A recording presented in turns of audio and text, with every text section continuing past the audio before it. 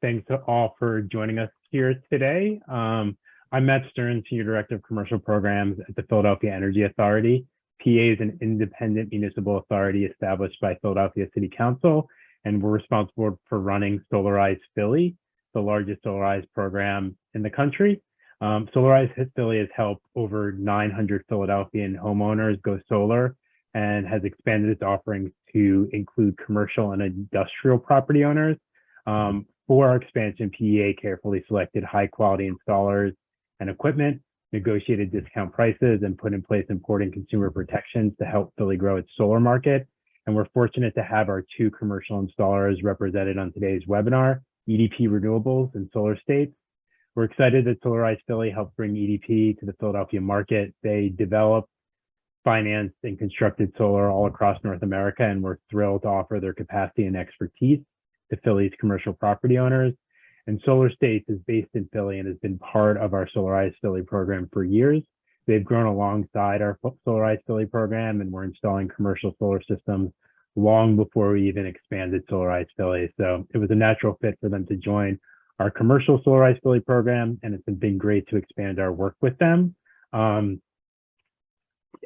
folks may know, this is our 4th annual Solar Week. And if folks joined early, you might have seen our calendar of events, but if you only know about this webinar, visit our website, solarizephilly.org, for more information on how to go solar and also our Solar Week activities. Just some housekeeping, please feel free to ask questions using the Q&A and chat features in Zoom if you have any questions. And without further ado, I'd like to introduce you to our moderator for today, Tim Montague. Tim is a commercial solar project developer for EDP Renewables and host of the Clean Power Hour podcast, a weekly show dedicated to speeding the clean energy transition. Tim, I'll hand it over to you. Thank you, Matt. On behalf of EDP Renewables, it's my pleasure to thank Emily Shapira and Matt Stern for all their support and their partnership. Solar is a team sport, and we really appreciate the opportunity to be here today with all of you. Welcome to Commercial Solar 101, how businesses are approaching turnkey design, finance, and build operations. So the solar industry, if you don't know this, is booming. And with the IRA, the Inflation Reduction Act that was just passed by Congress over the weekend, that is going to greatly enhance that already fast-growing industry. So you're in the right place if you want to create clean jobs, clean the environment, and save money on energy all at once.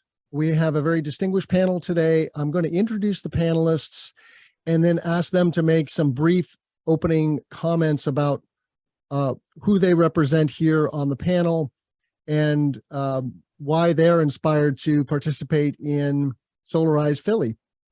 So with that said, I would like to introduce the panelists. We have Maryrose Myrtetus, Executive Director of the Philadelphia Green Capital Corp.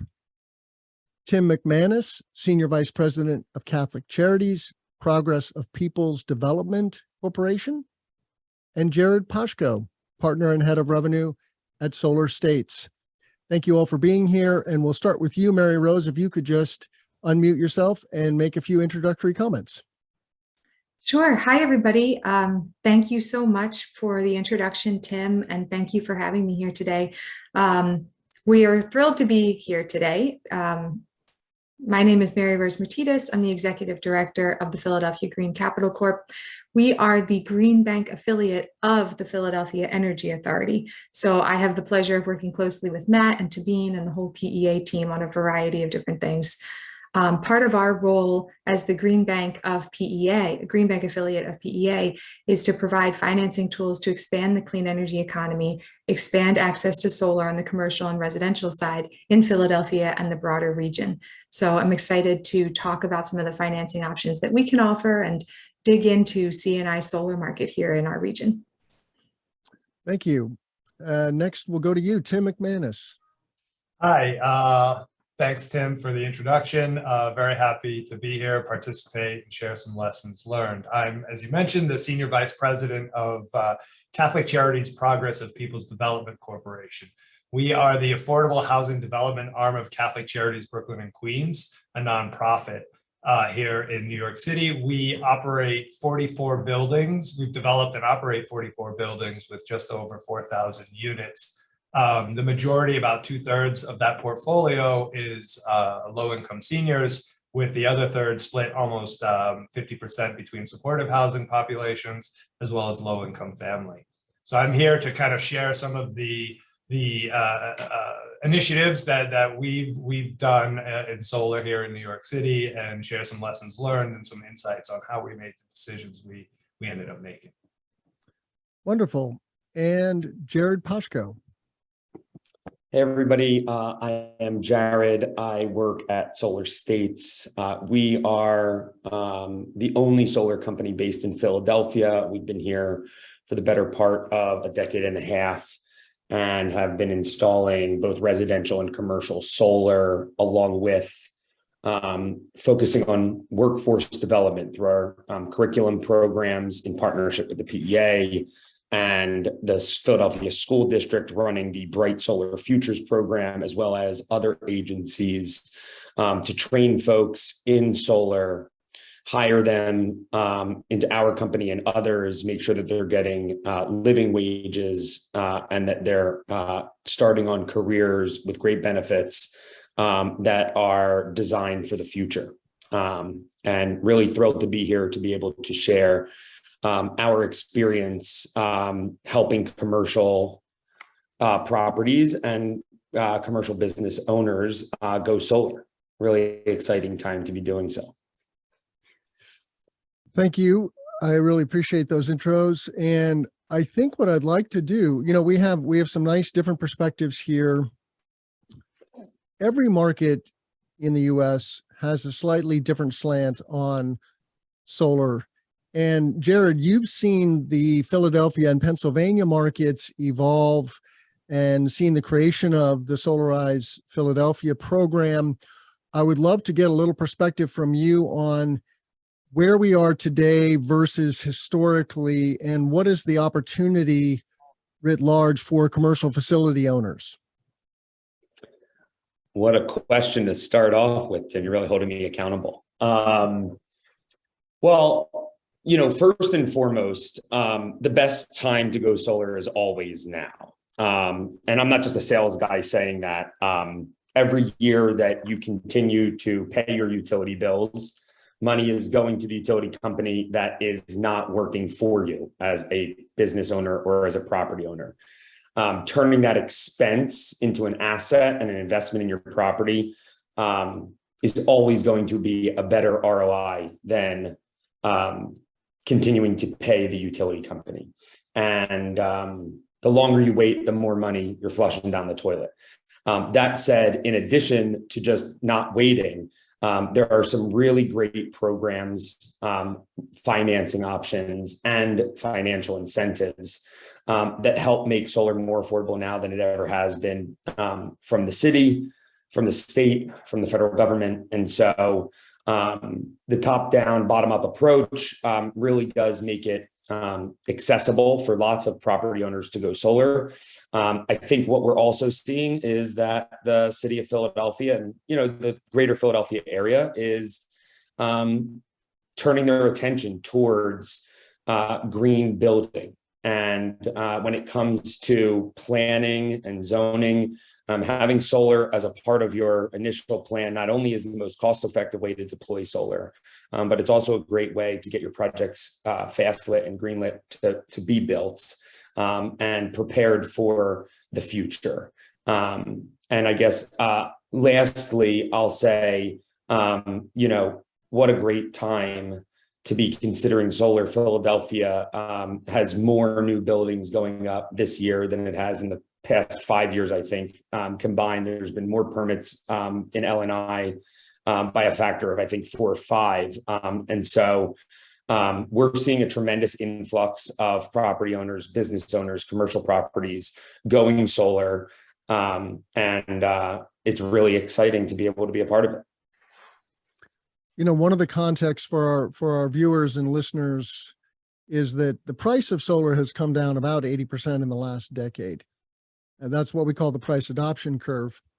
And there are major tax incentives. There's this group buy program in Philadelphia, which brings the cost of equipment down.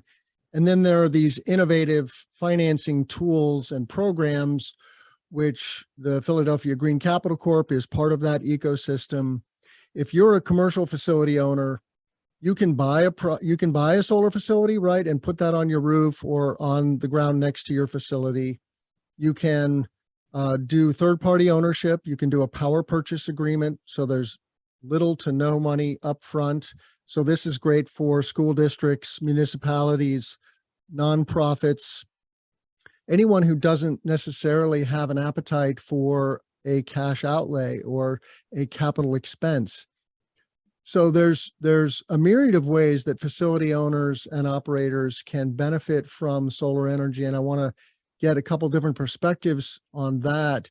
You know, solar technology makes electricity from sunlight. It's these black silicon panels that sit out in the sun. They collect photons, they convert the photons to electrons, and the crux of that is that it reduces your power bill. Meanwhile, it's also cleaning the grid, it's creating jobs, and it's creating savings for consumers and business owners. So it's really a win-win-win. Maryrose, I would love to hear your perspective on who are your target customers and what are the tools in your box, so to speak, to help commercial facility owners go solar? Yeah, I think I'd like to pick up on the string you were talking about in terms of the different ways that you can pay for solar and the products that we can offer to help for that. So as you mentioned, you know, commercial and industrial buildings can choose to pay all cash for solar, in which case they take advantage of the tax benefits and they own the systems. And you and Jared can obviously talk about that at length, or they can enter into PPAs. If a building decides to purchase a system itself and wants to use debt financing to help, that's where we can come in. So we, the Philadelphia Green Capital Corp, we have a financing product. It's a term loan, can go up for 20 years. It's called the Catalyst Term Loan. And this is debt that you can take out to help pay for the installation of your solar array, if that's something that you want to do.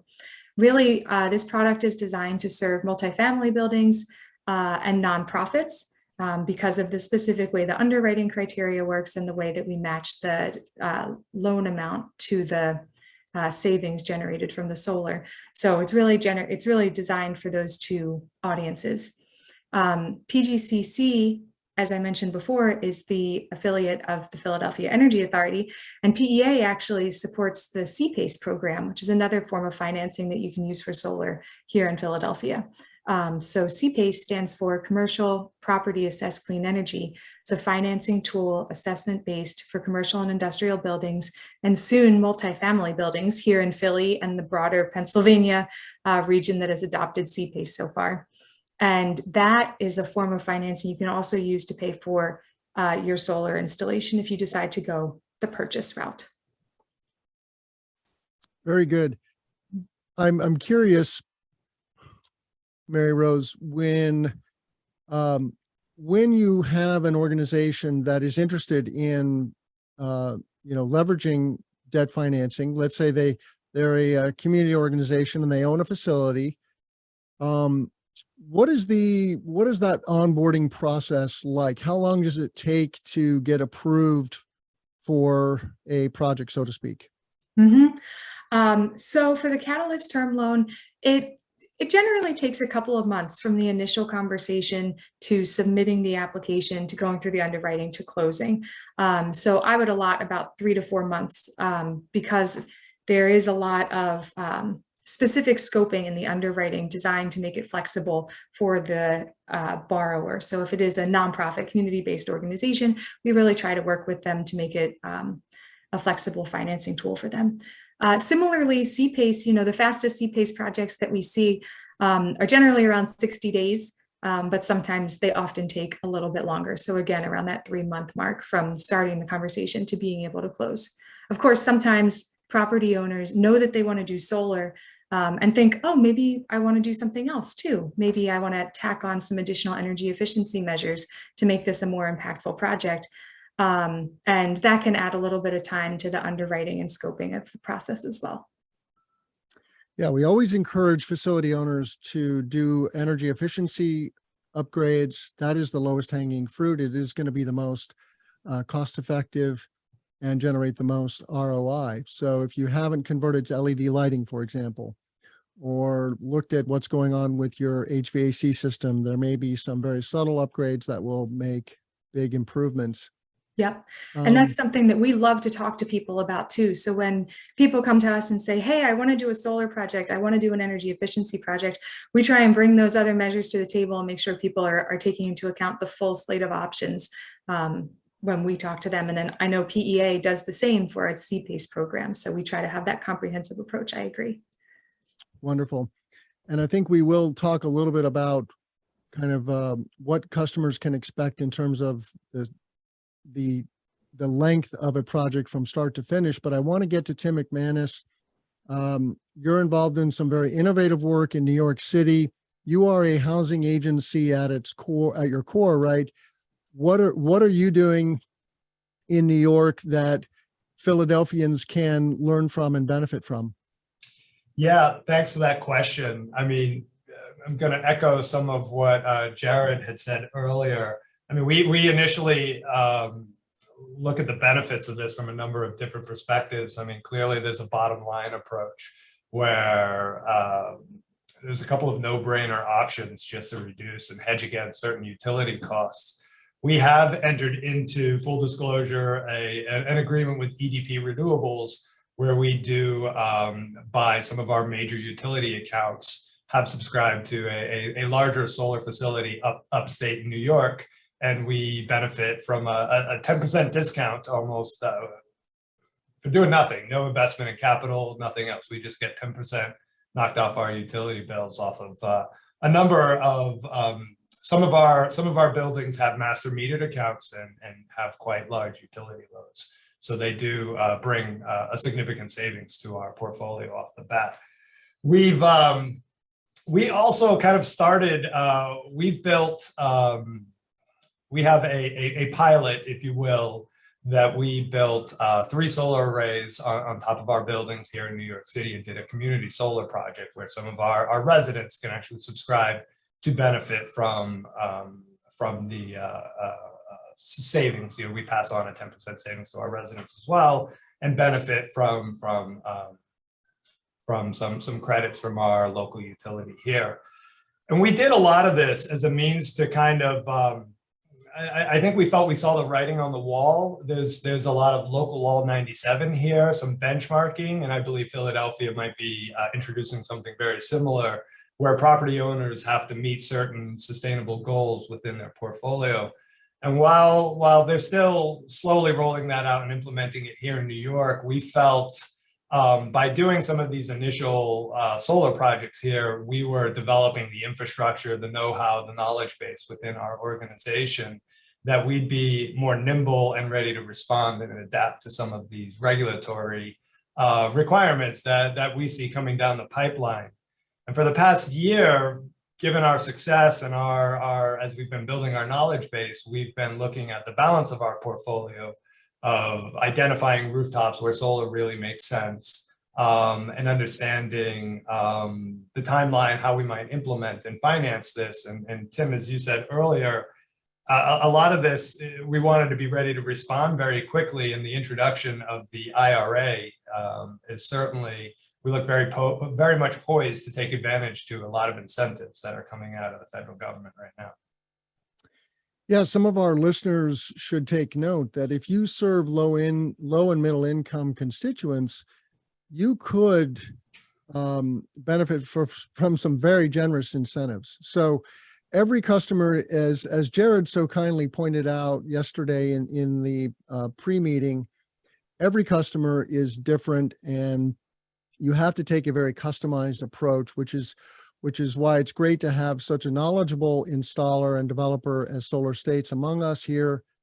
And Jared, I guess I would love to hear a success story from your experience in the last couple of years, what's a good example of a commercial facility owner who is benefiting from solar? Thanks a lot. Yeah, happy to share. I mean, there are a few that come to mind, of course. We have dozens, if not hundreds, of commercial projects across Philadelphia. One is a printing press. Some are warehouse facilities, food distribution services, and all of them kind of have their own pathway to why solar worked for them. But there are two that I think that I'd really love to highlight.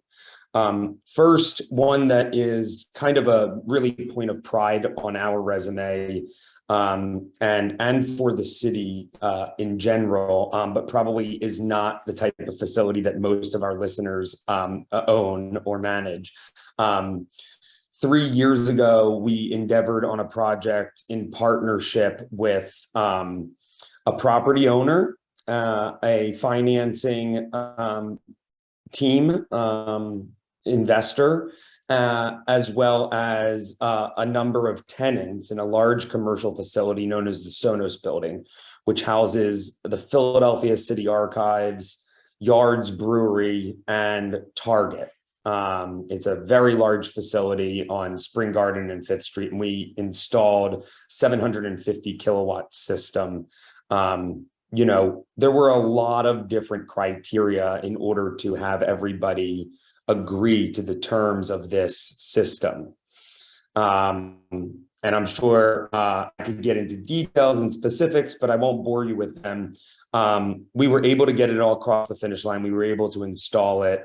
If you go check out our website, solarstates.com, there is a commercial gallery showcase that you can see that large array there on the roof and how beautiful it is generating that power.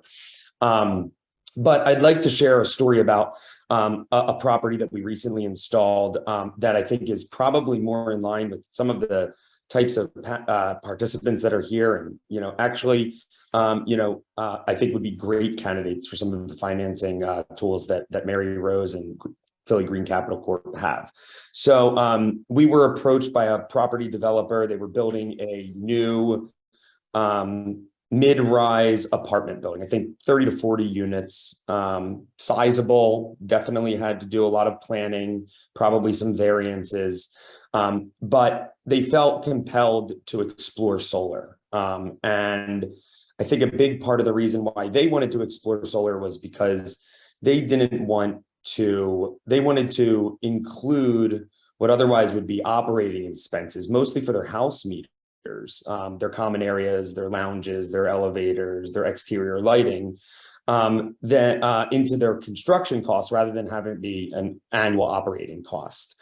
And so we worked with their architects and their engineers to design the rooftop of the building in the best possible way to support the solar. They moved some of their HVAC units to an area that was not going to shade or impact the solar. They consolidated locations of vent pipes so that the array could be as large as possible. They made sure that the added weight load of the solar would be supported by the roof.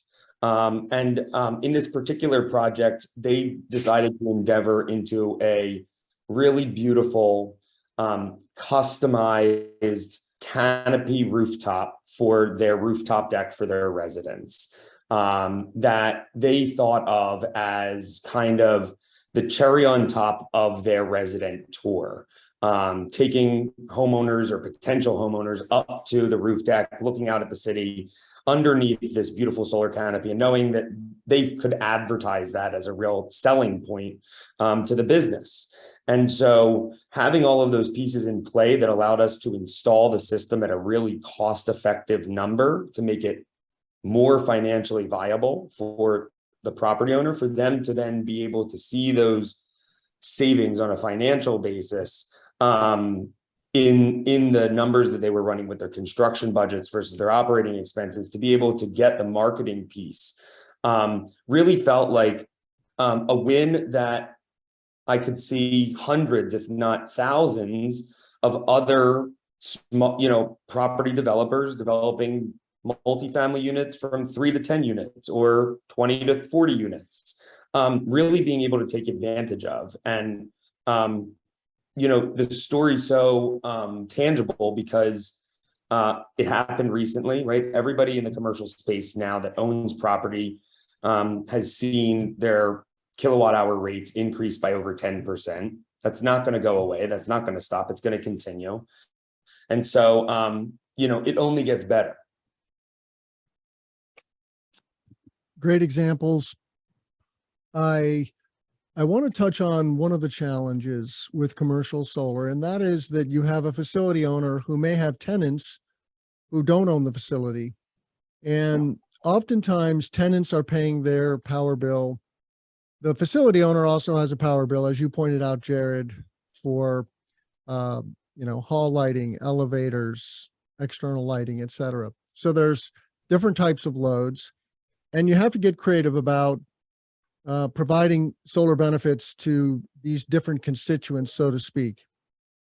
But don't let that dissuade you from investigating the opportunity, so to speak, by going to the Solarize Philly, and that is the URL, solarizephilly.org website, and you can just fill out a simple contact form, and then someone will be in touch with you to do a deeper dive on how the program and how solar can benefit your facility and ultimately your organization or your company.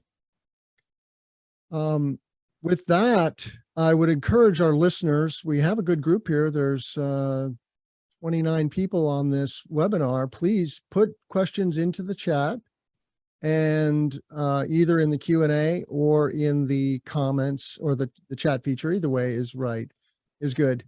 And I'll go to Justin's question. Are the PPA rates in Philly competitive with the price to compare or typically at a premium?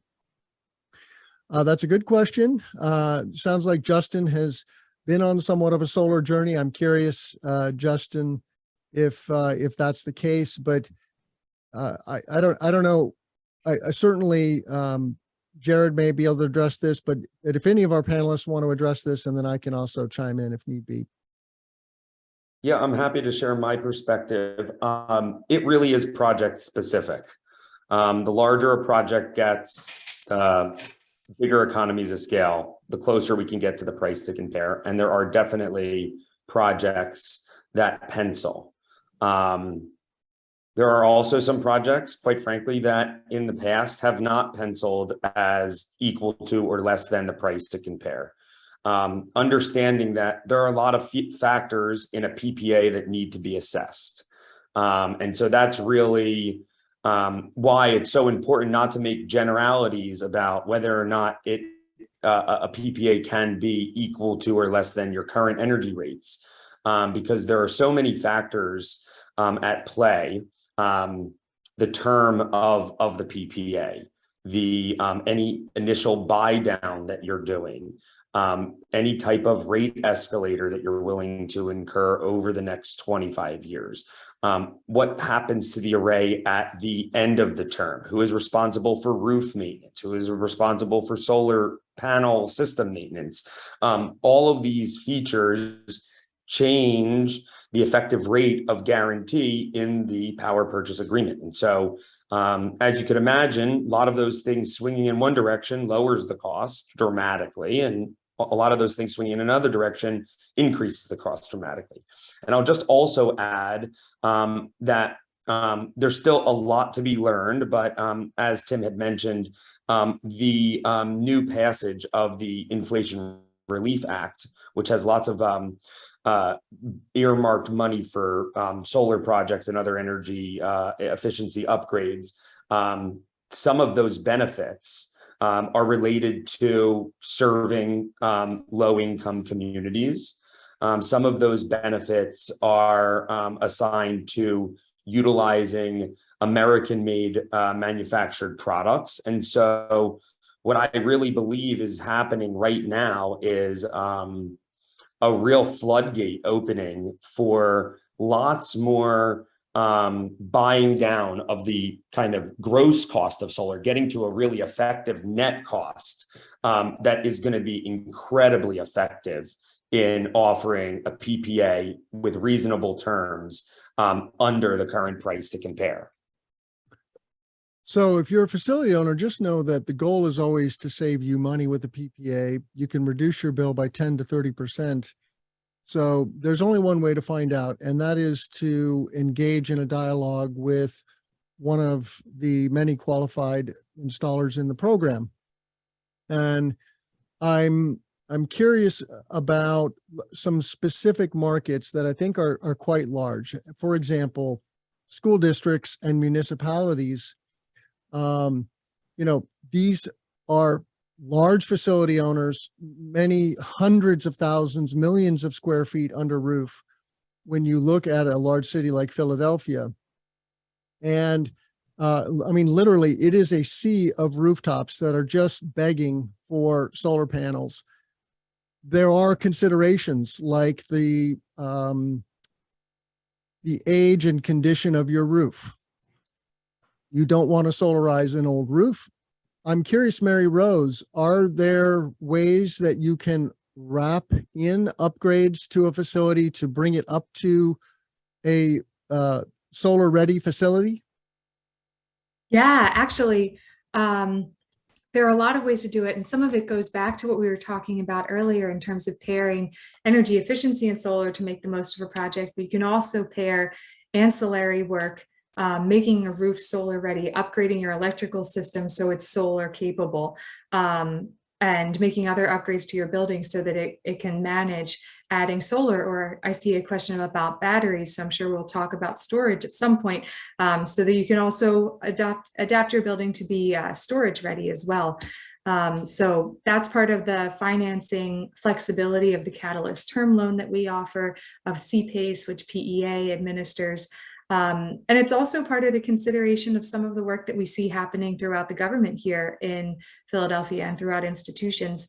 The school district, for example, has undergone over $100 million worth of energy efficiency upgrades and renovations to their schools so far. And PEA is supporting more and more tranches of that work. And that's a combination of some energy efficiency and energy savings work, and sometimes pairing things like solar and energy savings really work well together to create the most effective project. And then we have religious organizations, Catholic and many other faiths, that run schools and community centers and housing agencies. Tim McManus, I'm curious, what do you say to Philadelphians about the solar opportunity, keeping in light that it's a different state, it's a different city, it's not New York. New York is a bellwether state in the solar industry. So if you want to look to the future, you can look at what's going on in New York State and look to California. That's another bellwether state. But what do you have to say to Philadelphians, Tim, from the religious community and the many faith organizations in the city? Yeah. I have an interesting story, but I don't want to go into too much detail. But our organization, the Catholic faith in itself, and Pope Francis is very much in support of sustainable ventures. He wrote recently an encyclical entitled Laudato Si, which is our common home. Talking about how we need to take care of the planet, the environment that brings us life. And we took a lot of inspiration from that, and in fact created our own sustainable nonprofit that we call the Laudato Si Corporation, which we will be financing, owning, and operating our own solar features on top of our own buildings, and then selling that energy to our 44 buildings throughout our portfolio. I'd like to, I see a comment here or a question around batteries, and we've been exploring, energy storage as well. And from our perspective as a nonprofit and a faith-based organization, it's not always about the bottom line when we are considering resiliency here. As we know and expect, future brownouts, larger utility needs, we do house a very vulnerable population that are more susceptible to these environmental swings, in weather and temperature, and being able to keep, certain common areas cool during the summer months. And many of our tenants have medication that's required to keep cool or mobilely challenged. So being able to operate an elevator, during periods of brownouts, or we all look back to Hurricane Sandy as well. We have a number of properties that are very close to low-lying flood areas. So we have invested, which would be another conversation, but in generators. But to combine a generator with solar and a battery, you start getting in some demand response conversations and smart usage of your generator during high peak times. Yeah, I'm glad you brought up the storage question. Solar and storage go together like peanut butter and jelly. They really are complementary. You can think of the battery as a shock absorber. It goes bi-directional. It can inject energy into the grid or the facility, and it can absorb energy. The solar panels are injecting into the facility, and together they're a great combination. And historically, you had to pair them together to use the tax benefits. Now we have standalone storage incentives with the IRA. And so you may find that installing a battery alone will be an opportunity, but we certainly would want to look at solar and storage for any commercial facility.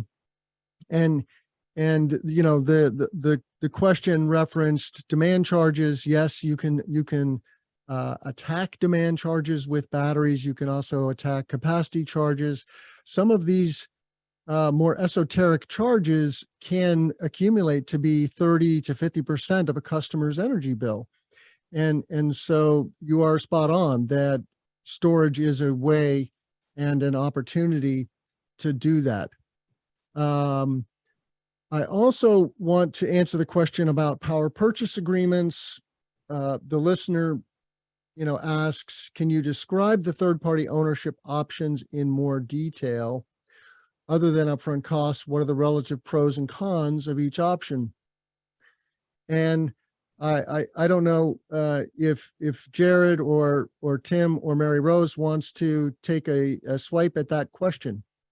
Yeah, I know one of the and I'm reading the Perens comment, about the nonprofit that doesn't involve interest. I mean, we're a fortunate. I'm fortunate to work for an organization that's been around since the 70s, and we're very well capitalized. So our initial pilot, this 3 solar pilot, we were able to self-finance with several layers of subsidy, that were offered from our local energy authority, as well as Enterprise Green Communities provided us with a Section 4 grant as well to help offset some of the costs. So we're always trying to explore low cost, dollars. I'm not sure you'll ever find, a no interest option, but we are always trying to find low cost capital, which I think Maryrose is certainly here to speak about, but we do shop around, our deals as we're looking, to find the most attractive financing, that makes our bottom line work the best. And I'll just say, in general, as Jared pointed out earlier, the larger the project, the more attractive the power purchase agreement rate is going to be. There are tremendous economies of scale. If you have a small commercial facility that could use a 50 kW system, for example, you're not necessarily going to get a competitive PPA. But if you can put several facilities together in a portfolio and come to, say, 500 kW or a megawatt, then you can absolutely achieve those economies of scale and often save money by going solar. And the way this works is a third party owns the equipment, they maintain it, and then you, the host, are buying the electricity from that solar project. But the onus is on the project owner to keep it running, and they only make money, they only get paid if it generates kWh, if it generates electricity. So they're highly incented to install high quality equipment, first of all. that's going to last 30 years, and then to maintain it well and keep it fully operational. So it really is a very efficient way for nonprofits and government organizations to engage in the solar economy. I don't know if Maryrose or Jared wants to add anything. Yeah, go ahead, Jared. I'd just like to add one small point, and I know that finance is Maryrose's wheelhouse, so I'll let her comment. We have had a tremendous amount of success in the past 2 years working with mission-driven organizations, many of which are nonprofits, in order to get projects to pencil. And by and large, that has been a lot of compromise and a lot of hard work.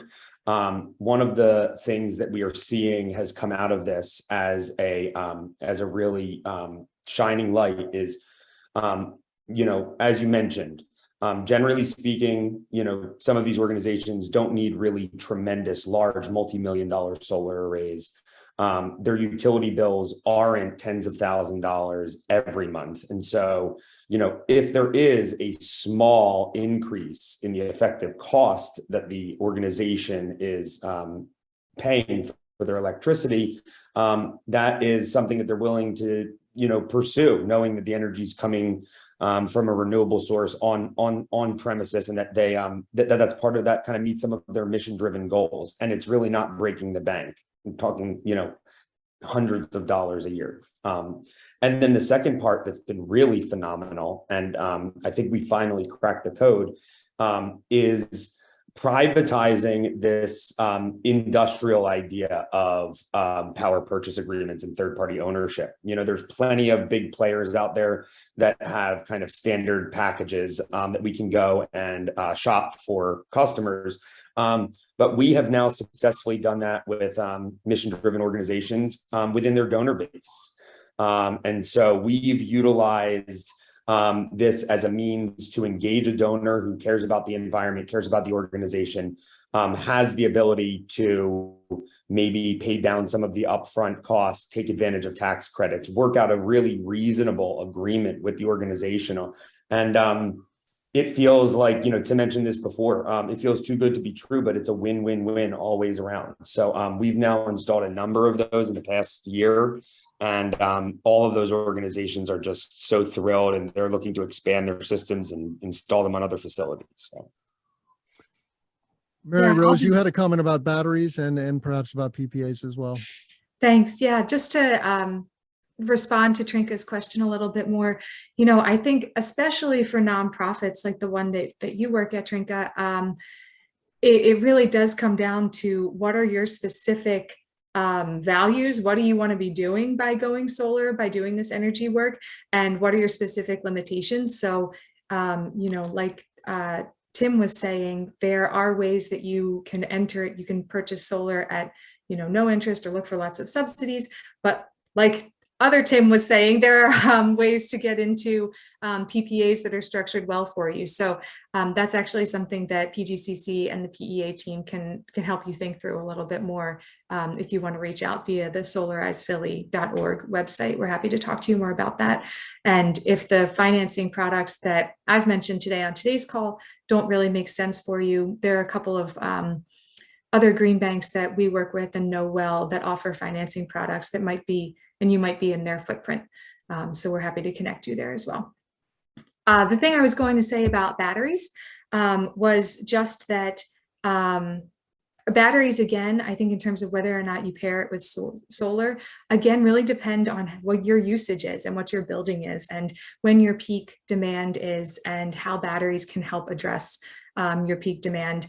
And so, no, I don't think that you necessarily need batteries to make your ROI pencil. But again, it's really digging into the specifics of what you're looking for and how to design something that works for you.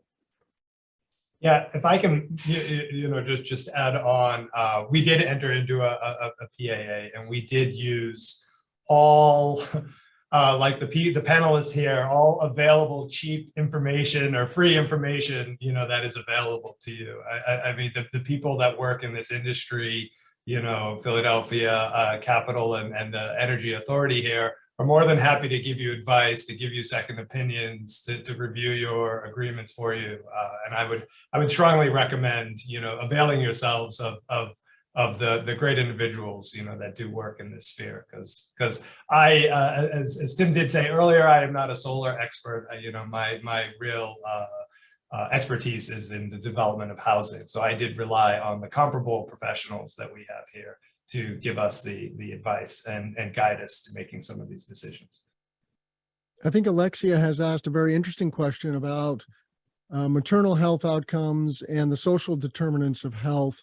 There's no simple pat answer to your question, Alexia, but certainly this program in Philadelphia is part of the solution to urban air pollution problems that low-income people and people of color have historically faced. And I'm sure every one of us have something significant to say about how solarizing our infrastructure can contribute to a cleaner environment for humans in particular. It's not only about climate change, it is about human health directly. And that's it's not just solar, right? We have to talk about transportation. Electrifying transportation is a big part of this equation, and that of course is happening. But I'm just curious what you all panelists have to say about Solarize Philadelphia and the prospects for improving the health of city residents. I just have one small note to add. My experience has been that, hot spots in cities, temperature-wise, typically are in low-income neighborhoods and zip codes, weatherization measures can be costly, although they, as you mentioned, are really kind of no-brainers. And so, one benefit that I see solar having in community spaces in low-income neighborhoods is trying to help make buildings more habitable. Solar arrays will, in most cases, kind of diminish the roof temperature by 10% or so. So that heat penetrating into the building, the amount of energy needed to cool the building is going to be reduced. It's going to kind of allow the systems that are in place to work better for you and have a more habitable environment inside, and vice versa in the winter. Right, kind of keeping wind and snow a few inches off of the roof and kind of building a barrier, an insulating barrier of air of sorts to kind of try to keep heat in. So I think that that's the first thing that came to my mind. That's a very good point. I know our residents, are very they're very happy to know that the place that they live is an energy efficient building and is part of that. They're able to be part of the solution to global climate change, that especially for an affordable housing industry, that is very thrifty on some of the financing. I know internally here at my organization, which is large with just the residential as well as social services that we provide, there's a lot of pride within the organization as well as with our residents that we're doing our part. It's a really important issue that's very visible on lots of different media outlets, but they can say, that they work at a place that's trying to make a difference or live in a building that's trying to make a difference. I'd love to jump in on this topic just for 1 minute. There is a program that we at PGCC work on with PEA. PEA launched it and really runs it, called the Built to Last program.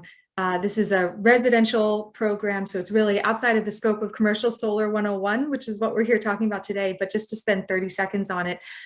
Built to Last is essentially a green and healthy home, whole home renovation program that layers existing home renovation services with other things that help improve the health and quality of a home, and things like solar, electrification, the addition of heat pumps, on top of things like basic systems repair, lead remediation, mold remediation, and all of those kind of things.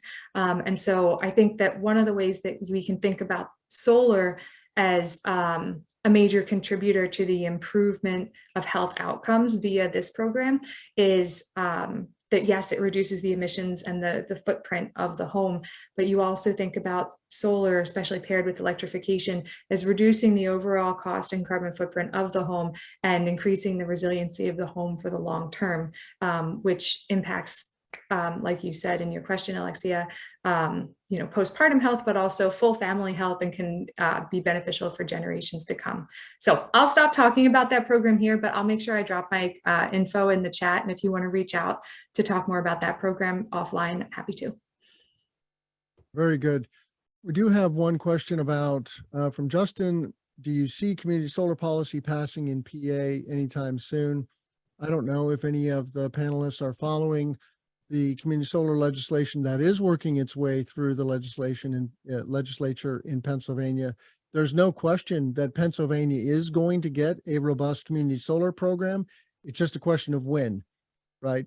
And it is virtually impossible to predict the timing of these things. But I don't know if anyone wants to chime in on that. I am not an expert on the Pennsylvania community solar market.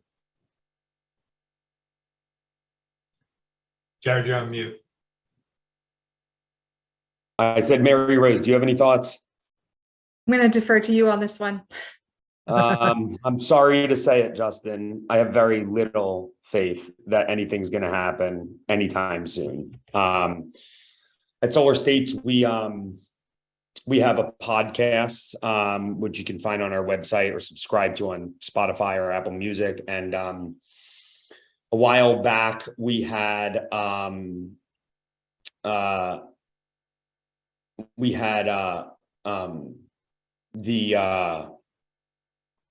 group, I'm blanking on their name, but it was a group of Pennsylvanian, conservative Pennsylvanians for renewable energy, and kind of talking about different agenda items. And, maybe that's worth a listen. I think that they had some unique perspective. They certainly had a lot of optimism, as I remember it, for community solar. They had some concerns about some other things like increasing the AEPS and carbon credit standards. It's been on the docket for dozens of sessions, and it always seems to be something that gets cut. So Jared, given our limited time here, yeah. could you please explain for the other listeners who don't necessarily know, how does community solar work, and what are the potential benefits to Pennsylvanians? Absolutely. So as Tim was kind of mentioning about New York and other states that are, very renewably focused, there are legislative policy put in place that allows individuals to install solar arrays on their property, but in a way act almost as kind of a privatized miniature utility provider. So you can install your solar array, and then it's going to generate 200,000 kilowatt hours of electricity a year. And rather than you needing to have the energy appetite to take that electricity on the site, you can find off-takers, people that are willing to subscribe, so to speak, to your electricity. And so, it just kind of is an opportunity for many folks who don't necessarily have the property assets to be able to go solar. Let's say you have lots of trees, or you have a really, old building, or you're denied because you're in a historic zone, or, there's a myriad of reasons. It's a way for somebody who wants to go solar to go solar without physically going solar. And so by aggregating lots of off-takers, you're able to install a larger solar array at economies of scale. Rather than installing 100 small ones, you install one big one, you get a lot of financial savings. And that helps the projects pencil as far as the rates that those off-takers are getting. And so far, unfortunately, that is not something that is currently available in Pennsylvania. And as I said, I don't really see that being something that's going to be available anytime soon. I will just quickly note that there is some really exciting alternatives to community solar. that are a little bit more complicated. I don't think right now is the best time to kind of get into the details of, but they're kind of what I would call grassroots community solar programs, where you can kind of get involved in building a solar array with the same parameters, with other types of factors and features that, you know, would be best to talk about offline. But more or less, there is a similar-esque community solar opportunity, assuming the parameters are met, for people that are looking to kind of build an array and have kind of an off-taker relationship similar to that here in Pennsylvania currently. We have just a couple of minutes left. I want to encourage our listeners to check out solarizephilly.org. That is the official website of the program. You can learn lots about the program there. You can sign up for updates. You can request a consultation with a developer or installer. So solarizephilly.org. And if there's one more question from the audience, we could take one more. And I would ask the panel if they wanted to make any closing comments. Tim, McManus, or Maryrose, Myrtetus, especially given our time limit here. I'll just say really quickly, Matt Stern put a link in the Q&A for somebody asked about tax credits for commercial entities. There is currently a 30% tax credit. That's a credit, not a deduction, for commercial entities. There is an accelerated depreciation schedule. You can take a significant portion. I believe it's 86% of the total cost of the solar array as an accelerated depreciation in year one.